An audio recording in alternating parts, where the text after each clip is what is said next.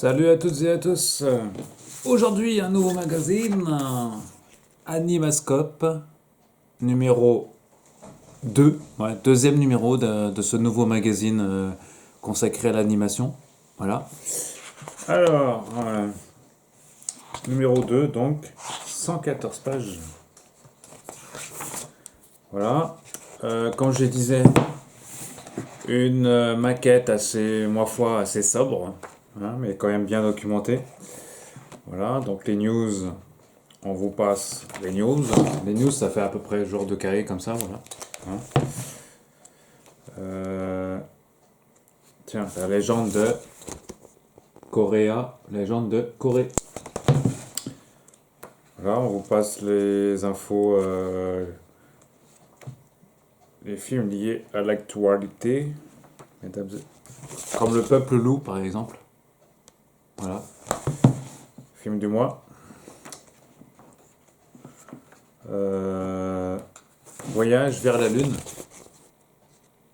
Voyage vers la Lune. Société chinoise, d'accord. C'est qu'elle avait fait. Ah ouais, d'accord, John. Ok. Concurrent de Pixar, ça. Qui a marché sur les plates-bandes de Pixar. Ogaru Notre Rock. C'est japonais, ça? Ah, des films d'animation. Ça a l'air pas mal, ça. Le film Disney du mois, Saul, qui n'est pas sorti au cinéma, mais directement sur Disney+. Voilà. Ah, un film de Satoshi Kon, s'il vous plaît. Millennium Actress. Ah, film de Satoshi Kon dont je suis un gros fan. Et pourquoi on vient... Ah ouais, ce qui ressort en Blu-ray, d'accord. C'est un film qui est même sorti il y a quelques temps, quand même. Hein. Ouais, sa mort en 46, anniversaire de sa mort. Là. 46, une occasion de redécouvrir ce bijou intemporel, c'est qu'à le dire. Au moins, on a les mêmes goûts. Hein. Ensuite, Entretien le prince serpent. Entre autres, on trouve dans ce nouveau numéro de... Voilà, on trouve un gros dossier sur DC Comics. The New 52, Grand Chamboulement, etc.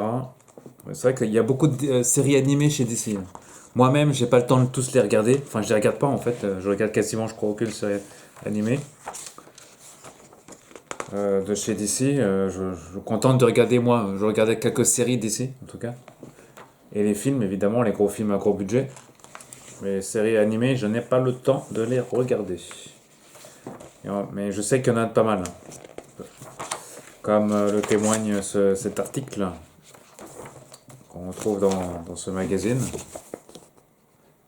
Ici, c'est la Ligue de Justice, notamment. En anime, voilà, entre autres. Ils ont même fait une frise chronologique, nos amis de l'Animascope, là. Vous voyez, une frise chronologique. On permet de s'y retrouver un peu. Ensuite, on trouve un dossier sur Netflix. Netflix géant ou fauné de l'animation japonaise. D'accord. Content pas moins de ce nom en poisson géant mondial veut attirer de nouveaux publics et se présente désormais comme un acteur essentiel du marché. Décryptage et avis des premiers concernés avec Wakanim, Crunchyroll et ADN. Donc ils ont pris des spécialistes de l'animation pour faire un point sur tout ça. S'ils connaissent un peu, on trouve notamment Olivier Fallet, ex-rédacteur en chef d'Animeland, directeur du développement à Crunchyroll, entre autres, pour répondre notamment à... Il disait notamment les Japonais préfèrent privilégier des plateformes qui travaillent sur le long terme. Il y a beaucoup de plateformes aujourd'hui. Hein. Il y a Netflix aussi qui rentre dans la danse, en France notamment. C'est pas savoir.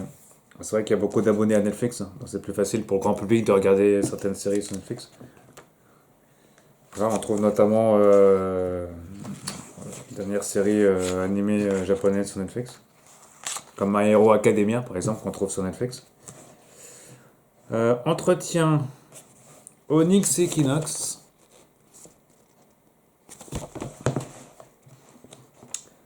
Voilà. Ouais, de chez Hero, a beaucoup influencé.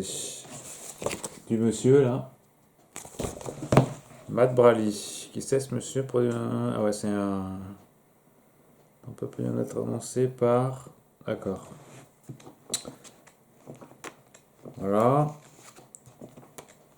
Bon, donc il y a encore les films de Noël, bon.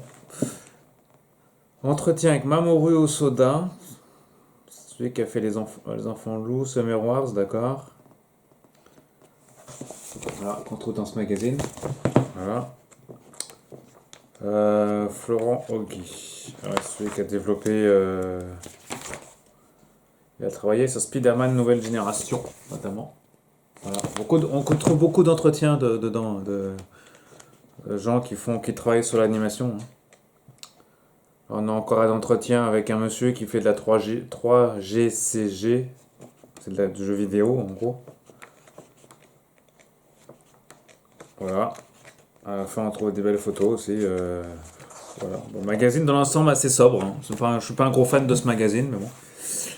Voilà. Magazine qui est dans ma foi assez sobre, qui fait la une sur le peuple loup, qui est assez pro, faut le reconnaître, hein. C'est assez pro dans le choix des articles. Un magazine se veut assez généraliste sur l'animation. Voilà, donc il y en a qui aimeront peut-être moins. Je sais. Hein, donc je sais pas, je connais pas les ventes du magazine. Au bout de 2 numéros, on peut pas se faire une idée encore. Je pense que d'ici 3-4 numéros, on saura si le magazine fonctionne ou pas. En tout cas, j'espère pour eux que ça fonctionne, hein, parce que ça fait un plus. Dans les magazines d'animation. Voilà, donc numéro 2. 9,90 €. Animascope. Dont je vous avais déjà présenté le premier numéro il y a quelques mois. On enchaîne dans 2 jours, mais on se retrouve dans 2 jours avec un nouveau magazine.